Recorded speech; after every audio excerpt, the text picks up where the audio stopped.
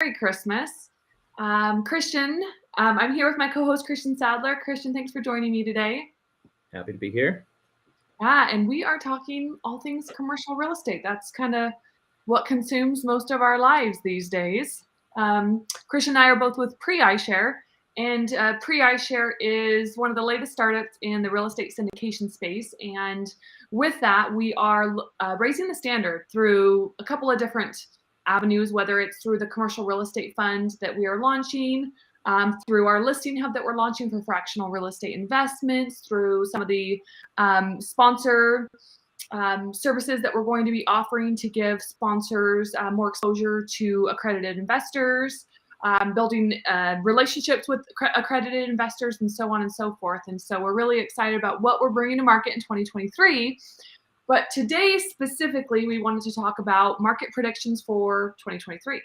And Christian, I know that you and Brennan, who's on the Pre-iShare team, and a couple of other people have been doing quite a bit of research into kind of what the market may look like in 2023. And so I would love for you to share some of what you've learned from the articles and other resources that you and the team have found online.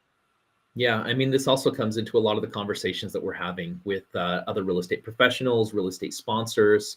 And so I'm going to talk about kind of two areas. And I've got 4 different articles that Brennan's going to put into the chat if he's allowed to. If not, Kalani, I may just ask you to put them in there. But there's 2 that came from Zillow. And, there's kind of a love-hate with relationship with Zillow and in kind of the way that they operate in the marketplace. But they do own a lot of data. They do consume a lot of data and put that out into some great resources as far as Zillow. And so the first one is actually the forecast for the 100 largest U.S. markets in America. And so the interesting thing about it is you see some of the faster moving markets, and they are predicting, and this is going to be a year over year forecast, by the way, guys. So every market is local, and you have to understand that, especially when you're talking about residential real estate. Is, you may look at this and say, well, if I look at the house that I bought, last year versus what it, would sell for today, it's different numbers in this. And so you have to look at this as this is on the macro, not the micro, right? And so on some of the bigger, faster moving markets like New York City and Los Angeles, they're actually predicting the markets to go down, which is probably no surprise. But if you look at the majority of the bigger markets, they're actually predicting a year over year growth. Nowhere near what we saw in the last few years where we were seeing in some markets 10, 15, even 20% year over year, right? We're seeing instead more moderate, 2.4 in Dallas, Texas, for example.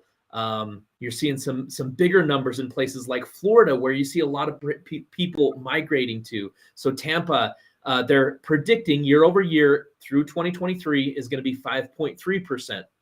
If you go locally here, one of the biggest markets is there's Ogden, Utah, which they're expecting 3.5% growth, and Provo, Utah, which is 4.3% growth that they're predicting. So it's, overall they're seeing growth, but what they're also saying in another article, which is the Zillow bold predictions for 2023, is they're saying that the Midwest is going to be kind of front and center in the growth, but they're also showing that it is looking like people are going to start combining households in order to buy because prices have gotten to where they're at.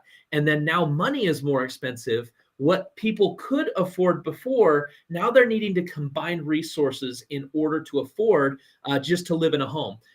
Now, at the same time, as people, use these strategies to break into the real estate market, they are saying that the affordability crisis is going to stabilize, if not improve. And I'm actually seeing a lot of this right now. In fact, there's some big programs out there. One that I am partnered with as a real estate agent, where there's companies out there that will actually buy the home cash for the tenant that wants to ultimately buy. So it's kind of a rent to own situation. And the interesting thing about this program is they're willing to count the household income, and the household income doesn't have to be a husband and wife anymore. It could be the husband, the wife, the neighbor that decided to move in, and the cousin. And as long as all of those add together to make up the income to live in the home, then they will count that. And you're seeing a lot of the lending programs out there as well right now that are starting to do the same thing. They're saying if you've been living with a certain person and they've been paying half of the rent where you're renting, we have mortgage products now out there where you could actually use their income in combination with yours in order to go buy a new home. So overall, if you are looking to get into the residential real estate market, I see nothing but continued growth. There may be some wanes along the way, some fluctuations, and we may even see some dips here in the near future. But based on the data and what everybody is showing, and a lot of the professionals that I'm talking to, they see overall we're going to see growth. And if we see some waning because of the cost of money being so expensive, it probably means we're going to see a sharper upside on the other side of that. So that's kind of the residential real estate market. And Kalani, do you have anything to add to that before I move on to commercial real estate? The only thing I wanted to add to that, well, two things. How about that? If you are watching this right now, let us know where you're watching from. Well, actually, how about three things? Let us know where you're watching from. What are your 2023 residential market predictions? And the last thing is we have Brennan in the back end of this. He's listed, I'm not sure how it's showing on all the platforms for who's posting this. Hopefully it says pre-iShare. I'm not sure though. It's our first time using this platform where we're streaming on multiple platforms, but Brennan's in the back end posting links. So if you're curious and you want to learn more about the links that some of the resources that we have provided and that Christian is citing, then go ahead and click on those links and you can learn more about what Christian is saying. But Christian, I'm going to turn it back over to you. Cool. Yeah. You guys are actually, if you're on this right now, whether you're watching it live with us or whether you're in a recording, this is the first time for us using this service. It's called Restream, and it allows us to essentially go out live onto multiple different platforms. So we would love your feedback on how it's coming through, and also come back in a year and watch how good we get at this. So, all right. So let's jump over and let's talk about commercial real estate. So overall, there's two main articles. One is from the Globist, and so make sure you put that on there. And the Globist is actually looking at Colliers International, and Colliers is probably one of the biggest data providers, or how do you say it? They own some of the biggest data sources in the commercial real estate world, and that's how they have grown to such amazing heights. And what they're saying overall, I'm just going to give the overall thoughts of what I'm seeing is the price of money is going up. And so because the price of money is going up, you're going to see some shifts in which markets are kind of primary for investors out there. And then you're also going to see that many of the ways that people are financing real estate now, which is going to be in the second article, which is going to be from CBRE, they talk about the challenging year ahead and how with the cost of money being more, you're going to see a lot of people that are turning to different ways of financing their deals, which could be in the ways of preferred equity situation or other ways of offering the upside potential of the deal for a lower cost of money overall, so that they're not locked into and held hostage by the big banks out there. The other thing about it is not only is the cost of money, and this is not just going from the articles here, but a lot of the people that I'm talking to in the commercial real estate world, guys that are out there in the market right now, syndicating deals and buying large commercial properties, is not only is money more expensive right now from the banks, from the big banks, and that's all driven by the Fed, right?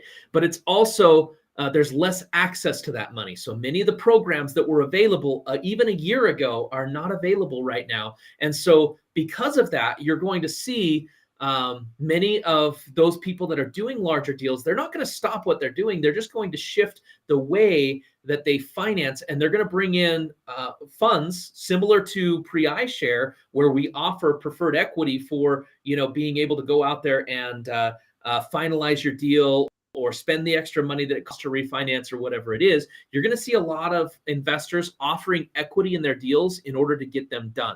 The other thing that they're saying is that overall, because of the demand for housing right now, the housing crisis, you're going to see multifamily be very strong moving forward.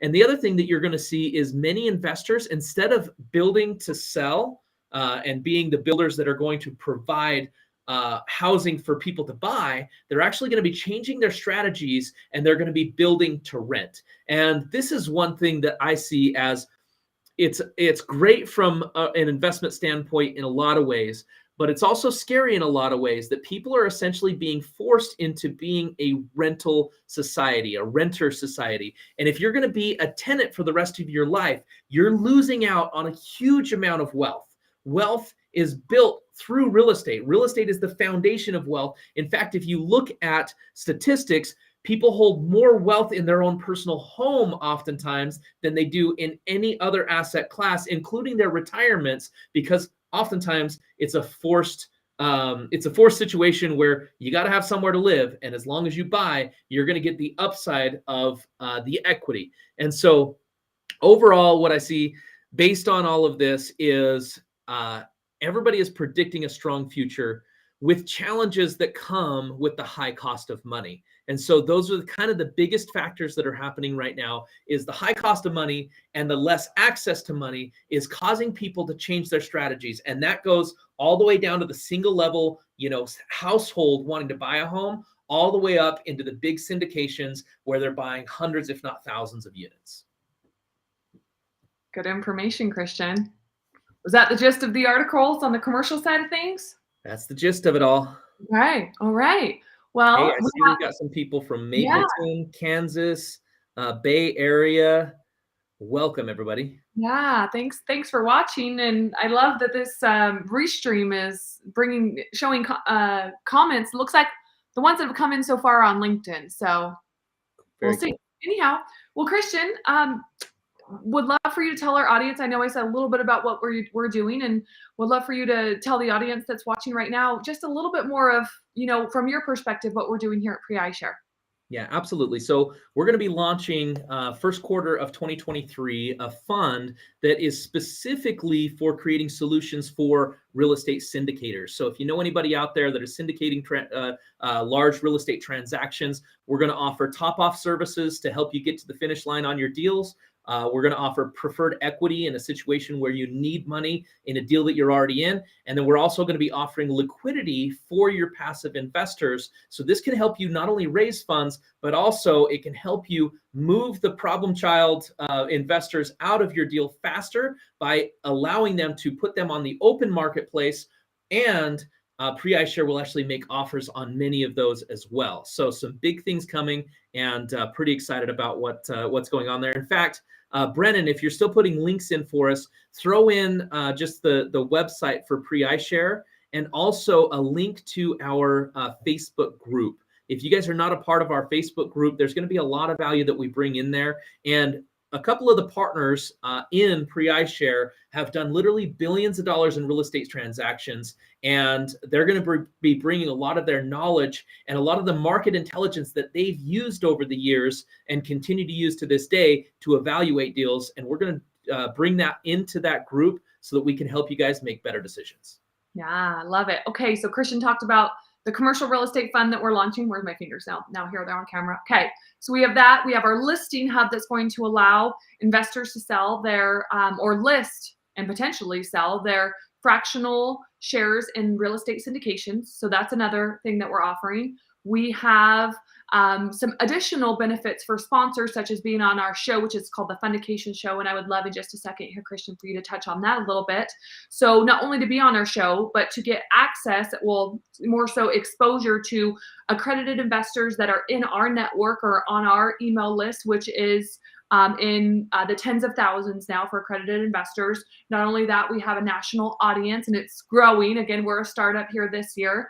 And so we have a national audience all over social media on like 5 or 6 different platforms: Facebook, Instagram, LinkedIn, TikTok, Twitter, anyhow, a ton of different platforms. And so we're offering those additional benefits for sponsors. But Christian, would love for you to tell them what we're doing with the Fundication Show, because Christian and I co-host that. We're filming it a couple times a month, and fill them in on the studio that we're building out too. Absolutely. In fact, we're still looking for some great sponsors right now that want to get on the show pro bono. In the future, it's going to be strictly for Pre-iShare approved sponsors, and that's what we're going to utilize that show for. But as we're still launching the fund, we're looking for some good sponsors that are putting, good, solid deals into the marketplace. And essentially, we're doing interviews. We're spending about $120,000 on a studio right here in Murray, Utah. So you can come live, or we can stream you in via how big is that TV? It's like an 80 something inch 85, yeah, TV it's on big. the back wall as well. So it can be almost like you're in How studio. about this? Wait, And, here we oh go. yeah, show them that.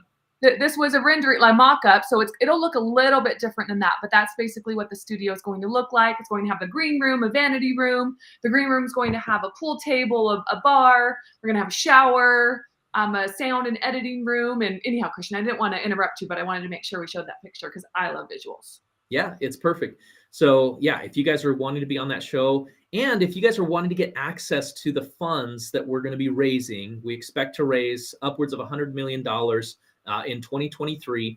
And if you want to get access to some of those funds for your upcoming syndications, reach out to us. We'd love to take you through that process, and have our team professionally review you as a sponsor. And that way you can get access to those funds. And in addition to that, when you get approved, you actually get first dibs at being on the Fundication show. So you can come in, hopefully you come in town, we get to spend some time together, get to know you as a sponsor, and then put you in front of our audience. Because not only do we have our social media audience that is now starting to grow, but we also have our email list that Kalani mentioned that has been aggregated from many different partners and different relationships, over 40,000 accredited investors that are on that list. And so we want to promote you, we want to make you look good, and we want to help you get your deals done. Yeah. And Brennan, if you're still on here, and if you're a sponsor or syndicator, if you know someone who that could benefit from our services, we have what's called a sponsor toolkit.